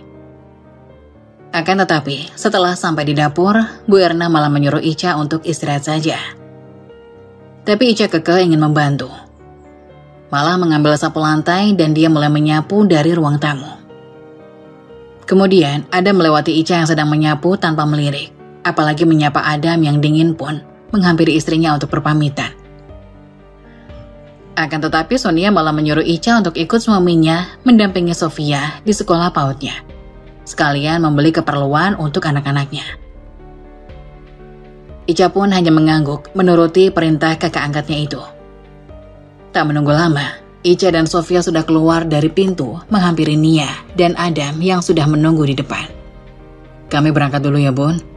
Pamit suaminya sambil menyodorkan tangannya untuk salim dan mencium pipi Sonia. Demikian juga Sofia yang mencium tangan bundanya itu sambil beberapa kali bundanya mencium pipi mungilnya. Ica hanya bisa memandang kemesraan keluarga kakak angkatnya itu sambil mengulum senyumannya. Sesampainya di toko, kamu bisa duduk di situ untuk menunggu belanjaan anak-anak. Perintah Adam menunjuk bangku yang berada di depan toko baby shop. Ica hanya mengangguk. Adam hanya meliriknya sekilas kemudian masuk ke dalam baby shop. Karena masih pagi, tidak sampai 5 menit, Adam sudah menyerahkan kantong putih berisi 4 kotak susu kepada Ica. Kamu pasti tahu sejak awal, aku menantu Bu Erna. Karena itu, kamu tidak datang saat kami menikah, bahkan saat kelahiran kembar. Kalau selama ini kau begitu menghindar bertemu denganku, kenapa sekarang kau harus menampakkan diri di depanku, Ica? Akhirnya pertanyaan itu keluar dari bibir Adam. Maafkan aku, Mas Adam. Ini untuk maaf yang mana? Tiba-tiba kau menghilang, hanya mengirim sepucuk surat, tidak bisa menerima lamaranku waktu itu. Atau sekarang kau muncul kembali untuk menghancurkan rumah tanggaku? Astaghfirullahaladzim. Mas Adam jangan khawatir, besok pagi aku akan pulang, Senin aku sudah harus bekerja. Kali ini, Ica memberanikan diri menatap sepasang mata tajam Adam. Tatapan yang masih sama, tajam bagi elang. Menjauhlah, aku tidak ingin kita bertemu lagi. Papa, ayo cepetan, Pa. Kemudian terdengar suara anak manis itu memanggil papanya. Iya nak, ayo kita berangkat. Sambil berlari menuju mobil, diikuti oleh Ica yang berlari menghampiri Sofia. Setibanya di sekolah Sofia, papanya pun berpamitan dengan anaknya tanpa melirik Ica dan langsung pergi. Kemudian Ica bergumam di dalam hati. Andai Mas Adam tahu kebenarannya, alasanku dulu menolak. Apakah sikapnya akan berubah padaku? Batin Ica bersuara. Tiba-tiba, ia seolah tersadar dari lamunannya. Ica pun menggelengkan kepalanya. Saat itulah beberapa langkah di depannya, nampak Umar bersandar di pintu mobil, seraya bersedekap memperhatikan dirinya. Sadar gak, dari tadi kuperhatikan dirimu kayak orang seras tingkat dewa. Umar melompat kecil mendekat untuk menghadang Ica. Ih, apaan sih kamu? Ngapain kamu di sini? Tanya Ica. Mau nemenin ponakan aku sekolah, Wi. Ucap Umar sambil mengulurkan lidah. Waktu pun berlalu keesokan harinya. Adam melupakan berkas penting untuk meetingnya. Kemudian sang istri mengantarkannya ke kantor suaminya. Assalamualaikum Papa, bisa turun ke bawah? Ini Bunda bawain berkas Papa yang ketinggalan di rumah. Waalaikumsalam, berkas itu buat meeting lusa Bunda, makanya sengaja Papa tinggal. Adam tertawa melihat ekspresi manyun istrinya. Ya, dari rumah terbayang suamiku bakal berterima kasih pada aku. Adam semakin terpingkal dengan celetukan Sonia. Bunda udah makan belum? Belum, Papa mau traktir. Ya, kalau Bunda mau kesini pasti Papa traktir. Kebetulan Papa belum makan siang juga, meeting agak rumit pagi ini. Besok pagi masih dijadwalkan lagi meeting lanjutan. Belum deal rupanya, Pak. Udah tadi, sisanya besok biar diurusi sama Rizal. Ini Papa tunggu atau Bunda langsung pulang aja, kita makan siangnya di rumah. Bunda ke tempat Papa aja deh, kita makan siang bareng. Udah lama dari dinner waktu itu kita belum ada keluar berdua. Bunda yang gak mau. Ih, malah debat. Kita makan di rumah makan langganan kita ya, Pak. Ajak Sonia. Oke. Kita ketemu di sana ya, Bun. Bunda mau menu makan siang apa? Bunda ikut aja, Pak. Papa aja yang pesan. Pembicaraan keduanya berakhir ketika taksi online yang dipesan oleh Sonia datang. Berkas yang dibawa tadi, Adam memintanya untuk diserahkan kepada sekretarisnya. Takutnya nanti malah tertinggal di restoran. Begitu Sonia tiba di restoran, ia langsung menuju meja favorit saat mereka makan di tempat itu. Adam segera beranjak dari tempat duduknya, menyambut kedatangan istrinya. Dikecup kening istrinya dengan lembut, sebelum memberikan sebuah pelukan. Papa pesankan apa untuk makan siang kita kali ini? Sonia mengurai pelukan sang suami. Kemudian berjalan perlahan menuju meja makan. Tak lama, dari keduanya duduk, makanan pun datang. Siap tersaji di meja bundar itu. Adam memilih menu iga bakar, cak udang brokoli, salad buah, dan tak ketinggalan jus sirsak. Mereka berdua makan dengan serius. Sesekali terlontar kalimat pujian untuk hidangan yang mereka nikmati. Bagaimana makanannya sayang? Adam buka suara sambil menyapu bibir dengan tisu yang dibentuk seperti segitiga. Usai ia menyantap habis hidangan dalam piringnya. Enak banget. Seperti yang Bunda katakan, ini akan selalu jadi restoran favorit kita. Sonia meletakkan sendok dalam posisi terbalik, kemudian meneguk beberapa tegukan mineral dalam botol kecil yang tersedia di mereka. Hening sesaat, karena keduanya sama-sama menyedot jus sirsak yang sejak tadi belum tersentuh. Pak, boleh Bunda minta sesuatu? Apa? Bersikap baiklah sama Ica, ingat kedatangan dia ke rumah buat bantu kita mengasuh kembar. Apa Papa gak perhatikan, makin lama kedua anak kita itu gak mau pisah dengannya. Entahlah, besok kalau ia jadi pulang bareng Reza, apa gak kangen anak-anak nanti? Jangan khawatir, itu hanya sesaat. Selama masih ada kita berdua, anak-anak tidak akan pernah kekurangan kasih sayang. Pak, maaf sebelumnya. Bunda udah tahu alasan Papa benci Ica. Foto di laci meja paling atas sudah menjawab semuanya. Aslinya Papa masih marah kan sama Ica karena dulu dia menolak lamaran Papa kan? Kedua mata Adam membulat.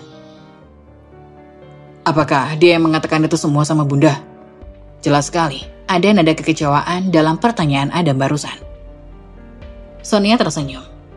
Bunda yang minta dia jujur untuk mengatakan hal sebenarnya tentang kalian berdua. Itu hanya masa lalu. Ketus Adam menghembuskan nafasnya dengan kasar. Masa lalu, tapi begitu membekas dalam hati Papa. Karena itulah masih tidak ingin bertemu dengannya lagi, Dek. Siapa tahu ini malah takdirnya kalian menyelesaikan masalah itu. Dengan kalian menikah mungkin. Sonia, Adam menggebrak meja, tak terima dengan ucapan istrinya. Air mata Nia tak dapat terbendung kali ini. Selama menjadi ibu dari anak-anak Adam, baru kali ini Adam memanggil namanya kembali. Itu pun dengan wajah memerah marah.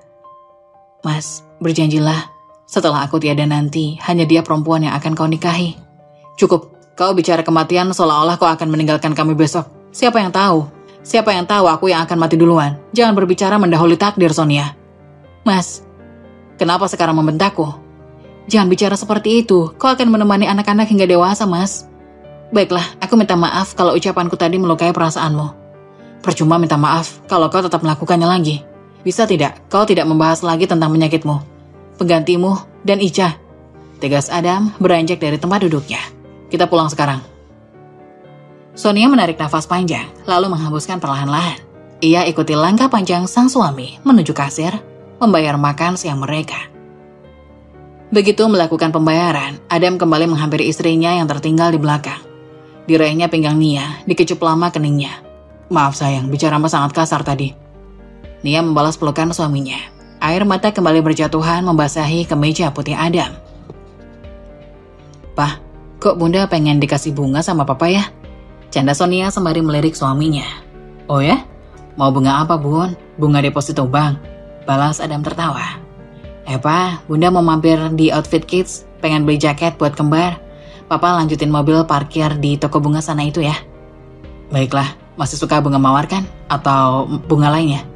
Mawar aja, tapi semua varian yang ada di sana ya Pak. Beli aja mawar merah, putih, pink, dan kuning. Sekalian kalau ada mawar ungu, bisa minta 2 atau 3 tangkai buat dirangkai ya Pak. Langsung kirim ke rumah, nanti bunda akan minta Mbak Sus buat naruh di vas kamar kita. Siap, permaisuriku. Ada menepikkan mobilnya di depan Outfit Kids. Bunda turun dulu ya, Pak. Sonia meraih tangan suaminya untuk dicium. Ya sudah, Papa lanjut ke depan. Papa samperin Bunda jalan kaki aja, karena mobilnya Papa parkir di sana. Tunjuk Adam ke arah toko bunga yang berjarak kira-kira 300 meter dari Outfit Kids. Oke. Sonia keluar dari mobil, bergegas masuk ke dalam toko. Setelah melihat istrinya menghilang dari pandangan, Adam melambatkan laju mobilnya menuju toko bunga, memenuhi permintaan istrinya. Setibanya di toko bunga, Adam memilih beberapa tangkai bunga mawar sesuai pesanan Sonia. Setelah selesai, ia serahkan pada pegawai yang mengikuti dirinya. Rangkai yang bagus ya kak, nanti langsung kirim ke rumah kami. Baik pak, silakan tulis alamat rumahnya, nanti saya sendiri yang akan mengantar ke rumah bapak. Oh ya, atas nama siapa bunga ini diberikan? Istri saya, Dr. Sonia Ismail, ini alamat rumah kami. Pegawai kios menerima kertas yang diberikan oleh Adam, kemudian membawa ke kasir toko. Setelah mendapat nota dari kasir, Adam segera melakukan pembayaran secara tunai. Itu anak tadi memang kurang ajar. Sudah tahu trotoar buat jalan kaki, bisa-bisanya bawa motor ugal-ugalan gitu. Kasihan wanita tadi, karena terkejut dia melompat ke jalan raya. Hapesnya malah ketabrak mobil, kata ibu-ibu yang baru memasuki toko. Jantung Adam tiba-tiba berdegup kencang. Perasaan tidak karuan mendengar pembicaraan pengunjung toko yang baru masuk. Ada kecelakaan, Bu? Kedua ibu muda yang baru masuk toko saling tatap, kemudian mengangguk. Iya mas, saya ngeri mau mendekat, itu di depan Outfit Kids. Adam segera berlari keluar dari toko bunga. Dia melihat kerumunan orang di jalan raya depan Outfit Kids. Ya Allah, Sonia, jangan sampai engkau ambil istriku sekarang ya Rob, hambamu belum siap. Bumi serasa bergetar bagi Adam saat menyibak kerumunan. Nampak Sonia tergeletak dengan darah mengalir dari balik jilbabnya. Bersamaan itu, datang ambulan. Bisa jadi pemilik Outfit Kids yang menghubungi rumah sakit terdekat. Adam segera ikut naik ke ambulan. Ambulan melaju cepat menuju rumah sakit Pertamina yang paling dekat dengan lokasi kecelakaan. Adam tidak berhenti berdoa seraya mencium kedua tangan istrinya. Sesampainya di rumah sakit, Sonia segera ditangani rekannya di IGD. Tim medis bertindak sigap, sedangkan Adam menunggu di depan ruang IGD dengan kecemasan membuncah. Hingga ia tersadar, ponsel di sakunya bergetar. Panggilan dari Bu Erna nampak di sana. Dengan suara serak, Adam mengabarkan apa yang terjadi kepada ibu mertuanya. Masih dengan tenaga yang tersisa, ia bangkit menuju ke kursi pasien yang berjajar di samping pintu masuk IGD. Mungkin kita akan melakukan operasi buat menghentikan pendarahan Dr. Sonia, Pak Adam. Lakukan yang terbaik, Dr. Farhan. Tolong selamatkan istri saya. Baiklah, kami permisi. Adam mengangguk. Dari arah berlawanan, Bu Erna, Umar, dan Sofia mendekati. Bagaimana keadaan Sonia? Dokter akan melakukan tindakan operasi untuk menghentikan pendarahannya, Ma. Semoga Nia segera kembali. Bu Erna hanya bisa mengangguk lemah, sedangkan Sofia menangis di pelukan Umar, pamannya. Setelah operasi selesai, tim dokter memberitahu bahwa operasi berjalan lancar. Sonia pun telah dipindahkan ke ruang pemulihan. Begitu ia siuman, akan segera dipindah ke kamar pasien. Masuklah Pak Adam, masuklah Pak Adam. Dokter Sonia memanggil nama Anda dari tadi. Dokter Farhan mempersilahkan Adam untuk masuk ke ruang pemulihan. Mas, aku mau cerita tapi jangan marah ya. Adam tersenyum. Tentu, ceritakan aja sayang. Aku tadi serasa duduk di taman yang sangat indah. Ada Mas Aziz tersenyum di sampingku. Lalu setelah itu apa? Adakah aku di taman itu juga? Mungkin duduk di sebelahmu yang lain. Adakah aku di taman itu juga? Mungkin duduk di sebelahmu yang lain. Sonia tersenyum mendengar pertanyaan suaminya. Apakah sang suami sedang cemburu sekarang? Hanya kami berdua. Setelah itu aku terbangun melihatmu, Mas. Gak masalah. Setidaknya aku tidak bersaing dengannya di dunia ini. Di sini sudah jelas aku yang akan memilikimu hingga maut memisahkan kita berdua. Mas Adam, aku ingin kau menikahi Ica besok. Reza bisa menjadi wali kakaknya. Entahlah, aku merasa semakin dekat dengan kematian. Sebelum itu menjadi kenyataan, aku ingin memilihkan perempuan untuk membantumu merawat anak-anak kita. Perempuan itu adalah Ica. Adam terdiam. Sengaja dia tidak membantah, karena itu akan berujung pada pertengkaran antara dirinya dengan Sonia. Apakah kamu setuju, Mas? Tanya Sonia memastikan. Kita lihat besok. Jawab Mas Adam mencium tangan istrinya, seraya beranjak dari tempat duduknya. Namun belum sempat dipindahkan ke kamar, dini hari tiba-tiba Sonia tidak sadarkan diri. Kondisinya kritis. Tim medis segera membawanya ke ruang ICU. Nah, boleh Mama mengatakan sesuatu? Ini tentang permintaan Sonia, memintamu menikahi Ica. Dari semula, niat Mama meminta dia datang untuk membantu kalian merawat kembar. Tapi saat istrimu memilih Ica menggantikan dirinya, itu semua keputusan kembali lagi padamu. Bu Erna menerawang menatap ke arah ICU. Dokter Farhan mengatakan, kondisi Sonia saat ini sangat mustahil baginya bertahan secara medis. Maaf, andai Sonia harus pergi sekarang, Mama sudah pasrah dan mengikhlaskannya. Kemudian Bu Erna meraih tangan Adam, memberikan 2 cincin yang dilepas saat Sonia menjalani operasi kemarin. Kenapa Mama memberikan ini padaku? Tanya Adam. Ia perhatikan kedua cincin di telapak tangannya. 1 cincin kawin mereka berdua, 1 lagi cincin bertata berlian yang Adam hadiahkan pada saat Sonia melahirkan kembar, 10 bulan yang lalu. Sonia berpesan pada Mama untuk memberikan cincin ini padamu, serta berpesan untuk menjadikan kedua cincin ini masuk dalam mahar saat kau menikahi Ica, Nak. Maaf, saya tidak akan pernah menduakan Sonia, Ma, apapun kondisinya. Nak, semua keputusan ada padamu. Setelah menepuk bahu Adam, Bu Erna berlalu meninggalkan menuju ke arah lift. Beliau akan melaksanakan sholat zuhur di musola rumah sakit. Setelah 24 jam berada di ICU, Dr. Farhan memastikan gelombang sinyal pada EKG kembali normal. Sonia dipindahkan ke kamar VVIP sesuai permintaan keluarga dan kebijakan rumah sakit sendiri tentunya. 3 hari pasca keluar dari ICU, Sonia masih belum siuman. Dr. Farhan mengecek secara berkala keadaannya. Beliau pun telah memberikan pandangan sejarah medis mengenai keadaan rekan kerjanya itu pada Bu Erna dan Adam. Dik, apakah kau akan bahagia saat aku menikahi Ica? Berikan respon pada aku, Dik. Aku akan menuruti keinginanmu, asal kau terbangun dari tidurmu walaupun sekejap. Adam terguguh membawa tangan kanan istrinya ke bibirnya. Sungguh, Mas akan melakukan apapun itu, asal kau mau membuka matamu, sayang. Ica. Adam mendongakkan kepala untuk mempercayai pendengarannya. Ica. Bibir Sonia mengucap nama perempuan yang membuatnya enggan meluruskan permintaan istrinya. Baiklah, Mas akan menikah dengan Ica. Sekarang, bertahanlah. Kau harus jadi saksi hidup suamimu ini bersedia memenuhi permintaanmu. Tidak terlihat pergerakan dari bibir istrinya, kembali Sonia terdiam, namun bibirnya menampilkan sebuah senyuman. Adam menghubungi Bu Erna, menceritakan perihal yang terjadi barusan. Ia pun telah siap untuk menikah dengan Ica. Bu Erna segera menghubungi Umar, meminta laki-laki itu untuk mengurus akad nikah menantunya dengan anak angkatnya sendiri.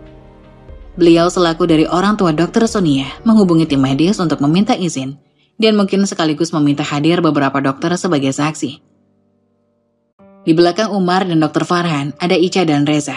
Ica segera bergegas mendekat dan memeluk Bu Erna. Keduanya tampak bersedih. Aku telah siapkan dokumennya. Nanti kalian bisa mengesahkan pernikahan ini. Yang penting sah dulu kan? Umar berucap seraya menghela napas beratnya. Ketika telah terucap akad nikah antara Adam dan Reza, otomatis pupus harapannya bersanding dengan gadis pujaannya itu. Mereka mengadakan akad nikah di kamar inap Sonia. Baik Adam maupun Ica tidak ada yang spesial dari penampilan keduanya. Karena memang adanya pernikahan kedua Adam adalah untuk memenuhi permintaan dari istrinya. Tidak ada kata yang terucap, hanya isak tangis yang terdengar. Setelah merasa cukup memberi penguatan melalui pelukan hangat seorang ibu, Bu Erna berada duduk di sisi Ica. Dr. Farhan, Umar, dan 2 orang dokter muda duduk bersila di belakang Adam.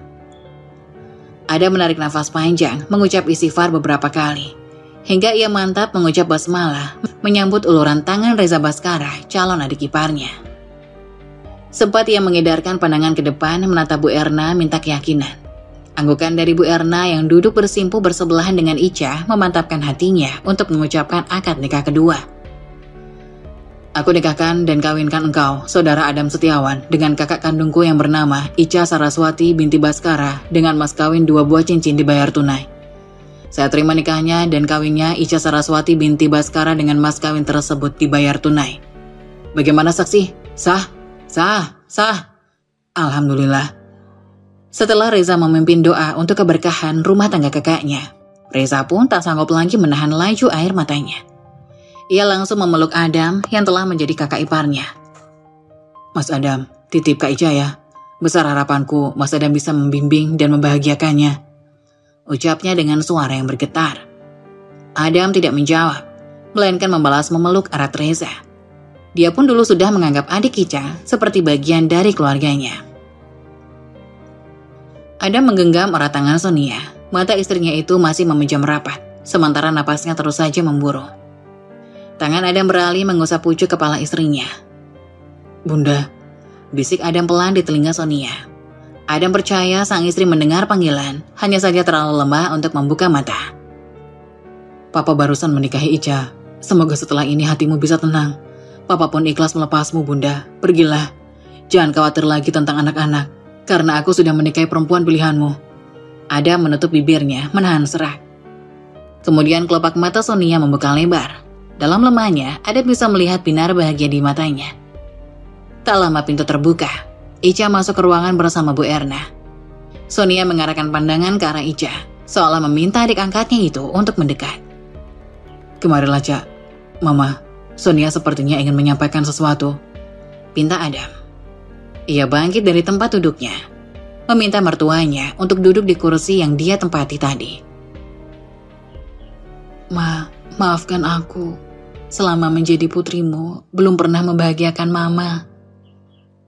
Kemudian Sonia menggeser tangannya, merabat tangan kiri Ica. Senyumnya mengembang sempurna saat ia yakin 2 cincinnya tersemat di jemari tengah dan manis perempuan yang telah sah menjadi adik madunya itu. Cak, maafkan kakak ya. Memberi amanah seberat ini padamu. Ica hanya mampu mengangguk, terdengar isak pelan karena menahan tangisnya.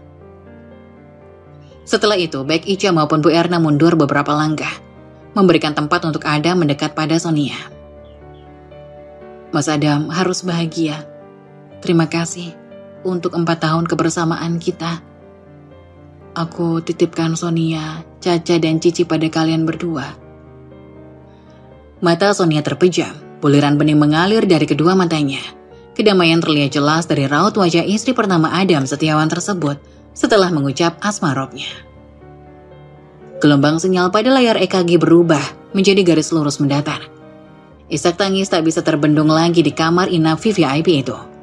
Adam mencoba mengikhlaskan sang bidadari yang lebih dulu menghadap sang penciptanya.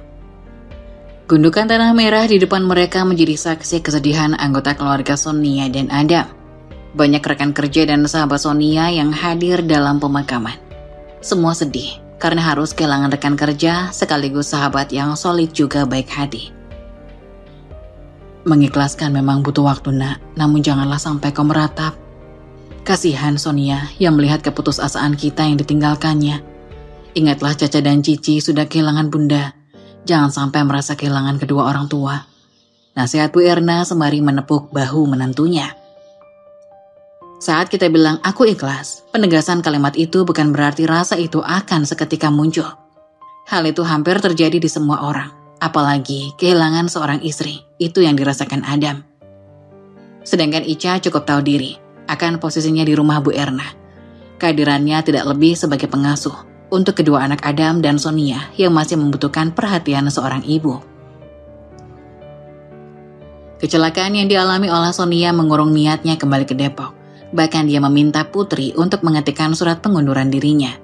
Sempat Putri bercerita dirinya dicari Dr. Dika, tapi Ica mengatakan pada sahabatnya itu untuk tidak bercerita mengenai keberadaan dirinya di mana. Maaf Mas Adam, saya diminta Mama menaruh pakaian Mas di lemari. Ica mencoba mengajak Adam bicara, karena secara kebetulan pria itu memergoki ia merapikan lemari di kamarnya. Lakukan saja yang menurut kalian benar, jangan khawatir, aku tidak peduli apapun itu. Balas Adam ketus. Tanpa mempedulikan keberadaan Ica, dia mengambil kaos navy dan celana pendeknya. Apa kau mau aku berganti pakaian di depanmu? Maaf, aku keluar Mas. Ica menganggukkan, bergegas meninggalkan kamar Adam. Sesampainya di luar kamar, nampak Bu Erna memperhatikan. Masih belum mau masuk kantor dianya? Nggak tahu Ma, saya nggak berhak tanya soal itu. Loh, kamu lupa, sekarang kamu istri Adam. Mama jangan keras-keras ngomongnya. Saya rasa sebenarnya tidak perlu ada pernikahan kami. Masalah kembar, saya akan senang hati kok merawat mereka tanpa dinikahi papanya. Bu Erna memaksa dirinya tersenyum. Hampir 2 bulan Sonia meninggalkan mereka semua dan Adam masih terlihat berkabung atasnya. Nanti Mama akan bicarakan pada Adam. Kamu lakukan saja seperti biasa. Apa yang semestinya kamu lakukan sebagai seorang istri. Adam hanya perlu waktu sedikit lagi untuk memulihkan batinnya Ica. Pernikahan antara Adam dan Ica, sementara hanya yang menjadi saksi atas pernikahan mereka yang tahu. Bahkan Sofia, putri sulung Sonia, tidak mengetahui status Ica telah berubah menjadi ibu tiri untuknya dari 2 bulan yang lalu. Mah, sepertinya ada tamu, ujar Ica seraya menolehkan kepalanya saat mendengar salam dari ruang tamu. Oh, itu keluarga Faik, sepupu dari Adam. Mungkin dia mampir kemari, sebelum kemudian ke bandara untuk balik ke Balikpapan. Bu Erna beranjak dari sofa di ruang keluarga menuju ke ruang tamu. Hai Mas Adam, sapa Faik. Diminta Bu Erna untuk langsung ke ruang kerja Adam yang bersebelahan dengan kamar tamu. Gimana kabarmu Faik? Maaf, waktu meninggalnya istriku, aku gak bisa menemui kalian. Iya, kami paham Mas. Hening, tidak ada percakapan untuk beberapa saat, hingga Faik menyampaikan maksud kedatangannya kemarin. Salah satunya menyampaikan amanat dari papanya, Pak Faizun Yanuar. Papa nanya kapan Mas Adam bisa balik buat kerja. Semua pekerjaan untuk sementara akan dihandle sama Rizal, sekretarisku. Walaupun aku nggak ke kantor, masih aku pantau dari sini. Sudah Mas, maaf, aku hanya menyampaikan amanat dari Papa. Tenang aja, walaupun aku tidak berada di kantor, insya Allah kondisi perusahaan aman. Ada Rizal dan Tiara yang bisa diandalkan di perusahaan kita. Faik mengangguk. Melihat keadaan Adam membuatnya yakin, sepupunya itu masih perlu waktu untuk keluar dari masa berkabungnya. Ayo kita keluar Mas, aku ajak istriku, Mama, Arum dan Tiara. Kebetulan tadi sekalian barengan kemari sebelum Tiara ke kantor. Adam mengangguk. Mereka berdua keluar dari ruangan yang dipakai untuk bekerja Adam selama ini. Sulastri menyambut keponakannya dengan tatapan senang. Karena dulu Adam pernah ikut tinggal bersama mereka saat papanya meninggal. Di ruang belakang, Ica dihampiri Arum dan kakak iparnya Aisyah. Masya Allah, gemesnya lihat kalian berdua ini. Aisyah mencium pipi Caca dan Cici yang sedang disuapi oleh Ica. Oh ya Kak Ica, kenalkan, ini Kak Aisyah istrinya Mas Faik. Kak Ica ini adik angkatnya Dr. Sonia, istrinya Mas Adam. Aisyah bersalaman, kemudian mereka pun berpelukan. Arum nampak bahagia, ini kali ketiga ia berjumpa dengan Ica. Saat Sonia meninggal kemarin, sempat terkejut dirinya saat melihat Ica. Perempuan yang telah mengembalikan dompet mamanya dari pencopet. Karena suasana berkabung, ia hanya bersalaman kala itu. Sekarang gak pakai bantuan babysitter lagi ya Kak Ica? Iya Arum, cukuplah kakak yang ngerawat mereka. Toh semua pekerjaan rumah udah ada yang ngerjain. Kakak di sini hanya fokus ngurus kembar sama Sofia. Mama Ilmi dan Mbak Sus juga gantian bantu jagain mereka berdua. Kedua babysitter yang sebelumnya mengurus Caca dan Cici telah diberhentikan oleh Bu Erna atas saran dari Ica.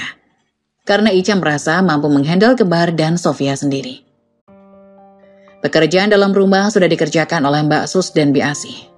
Mang Darman, suami dari Bi Asih, kadang juga membantu pekerjaan istrinya. Mereka bertiga sudah mengenal baik Ica, karena sudah lama jadi ART di rumah Bu Erna. Hari itu seperti biasanya, usai sarapan dengan keluarga, Adam menuju ke ruang kerjanya. Bu Erna memberi isyarat Ica untuk mengikuti suaminya itu. Semalam mama dari Sonia itu telah berbicara kepada Ica untuk mengingatkan Adam pada tanggung jawab dia di perusahaan dan sebagai kepala rumah tangga. Mas Adam, boleh aku bicara sebentar? Pinta Ica menyeimbangkan langkah lebar suaminya menuju ruang kerja yang bersebelahan dengan kamar tamu. Tempatnya beristirahat selama ini.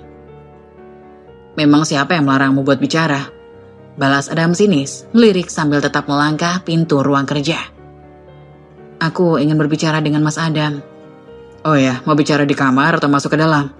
Balas Adam, melirik ke arah Ica yang berdiri di sebelahnya. Di ruang kerja Mas Adam aja. Adam membuka pintu, kemudian masuk ke dalam. Ica mengikuti masuk, setelah itu menutup pintu. Kunci aja sekalian. Gak perlu, cukup ditutup. Orang akan ngetuk kalau mencari keberadaan kita berdua. Terserah kau aja. Adam melangkah ke sofa, menjatuhkan badannya di sana. Bersandar kaki ia selangkan, seraya menatap perempuan di depannya yang memilih tetap berdiri. Ica mau ikut duduk di sebelah Adam, takut pria itu tak nyaman. Sofa di ruangan ini hanya satu, ada kursi, itu pun berada di balik meja. Tak mungkin ia duduk di sana. Kalau tak ingin duduk, cepat katakan saja apa keluhan kalian tentang aku. Pasti kamu diminta Mama Erna buat menemuiku. Ica mencoba tersenyum dengan ucapan Mas Adam. Baiklah, ada salam dari kembar. Mereka kangen sosok papanya yang dulu. Sudah lewat 2 bulan Mas Adam mengabaikan mereka berdua. Kamu selalu berada di sekitar mereka, itu yang membuatku enggan bersama anak-anakku. Baiklah, boleh aku tahu alasan Mas Adam bersikap demikian denganku? Aneh, haruskah aku beberkan semuanya? Beberkan saja supaya aku tahu salahku di mana. Karena bagaimanapun, kembar membutuhkan papanya. Dan saya di sini bisa dikatakan ibu pengganti untuk kedua anak Mas Adam itu. Sudah kuduga dari awal kehadiranmu di rumah ini untuk menggeser posisi Sonia. Tak masalah, setidaknya anak-anak memang masih membutuhkan sosok ibu. Tapi jangan berharap kau bisa menggantikan posisi Nia di hatiku.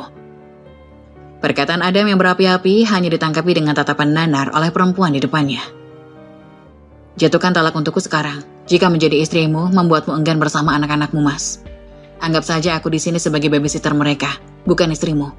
Karena aku juga tidak berminat menggantikan posisi Kak Sonia di hatimu. Tak perlu aku mengucapkan talak, kita hanya dikasiri. Di luar keluarga ini, tak ada yang tahu kau istriku. Mas Adam tak takut bertindak zalim padaku. Aku bisa menuntutmu nanti di akhirat. Karena kau telah menyiksa perasaanku selama menjadi istrimu. Ica berkata demikian untuk menakuti Adam, supaya menalak dirinya. Apakah kau akan berdoa, semoga aku mendapat karma, begitu? Adam bangkit dari duduknya, menarik lengan Ica hingga tubuh perempuan itu menabrak dada bidang Adam. Memang bagian mana yang aku menyiksamu, hah? Jawab. Sentak Adam, menatap tajam manik mata Ica yang mendongak menatap matanya.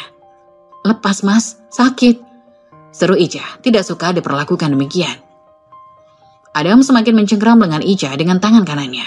Tangan kirinya digunakan memeluk pinggang istrinya itu. Apakah kau sekarang sedang memerankan sosok istri yang mencintai suaminya? Jangan menatapku seperti itu. Di mana salahnya seorang istri mencintai suaminya, terlepas suaminya mengabaikan atau bahkan malah membencinya? Sejak kapan kau mencintaiku? Dusta kalau bilang sejak dulu. Andai benar, tentu kau tidak akan menolak lamaranku dengan cara pengecut. Menolak dengan surat, lalu menghilang. Ada membuka tabir lukanya.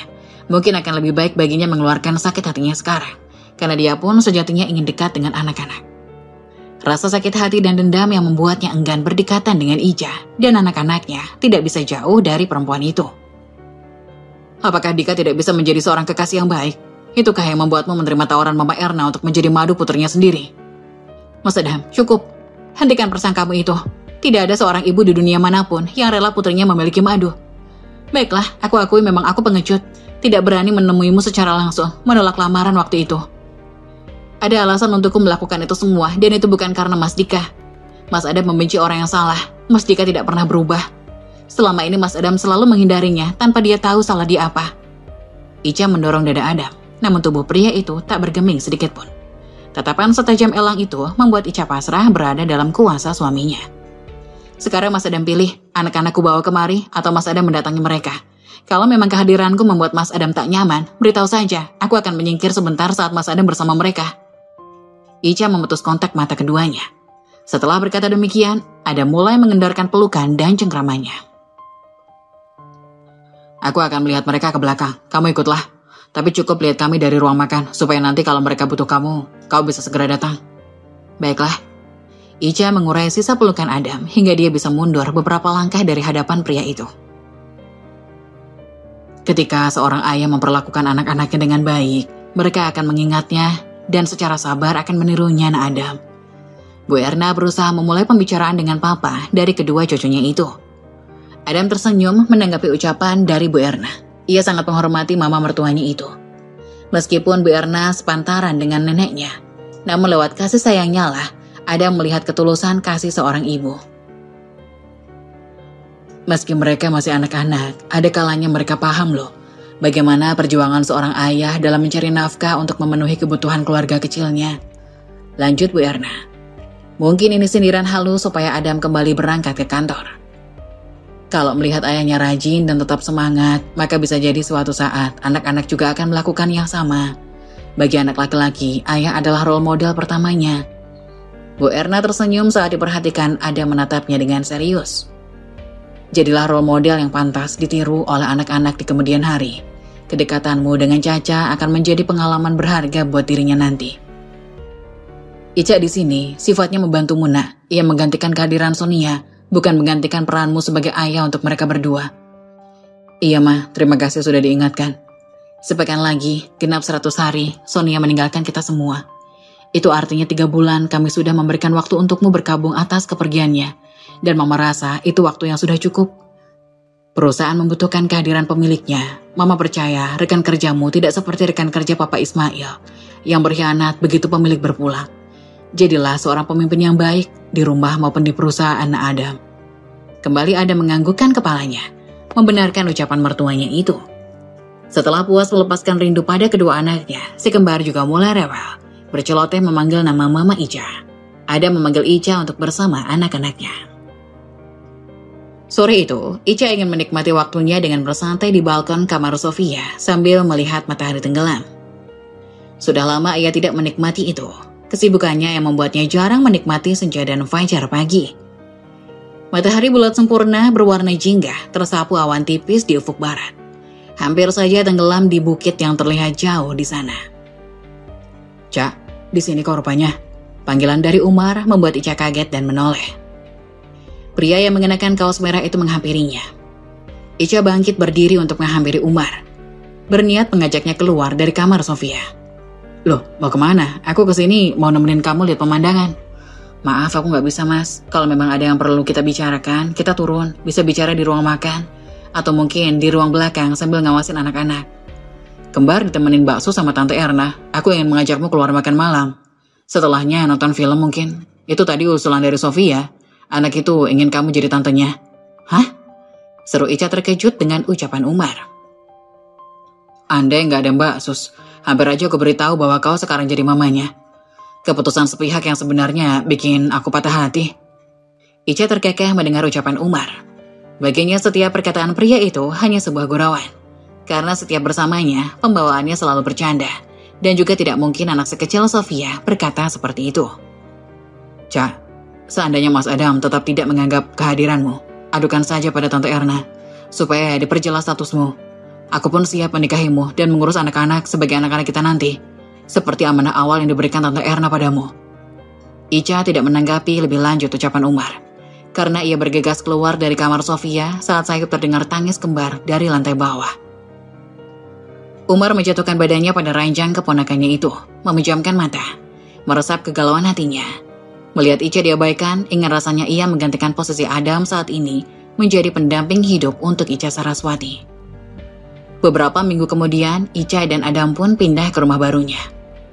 Saat Ica bersiap menuangkan sop yang ia buat ke dalam wadah, terdengar suara lelaki memanggilnya. Cak, panggil Adam yang membuat Ica terkaget dan menoleh. Iya Mas, gunakan uang ini buat keperluan belanja. Sepertinya aku salah jika memberimu ATM, karena kau tak punya banyak waktu untuk meninggalkan kembar. Sambil memberikan amplop kepada Ica. Ica mengangguk dan bertanya, Mas, mau aku siapkan makan siang atau mau kupesankan makanan? Adam berjalan mendekati Ica, kemudian meraih sendok untuk mencicipi sop buatan Ica. Lumayan. Apa kau bisa bikin sambal? Bisa. Apa Mas mau makan sayur dengan sambal? Iyalah, kali-kali makan masakan istri. Ica terhenti sejenak mendengar ucapan yang baru saja diucapkan suaminya itu. Apa maksud Mas Adam berkata demikian?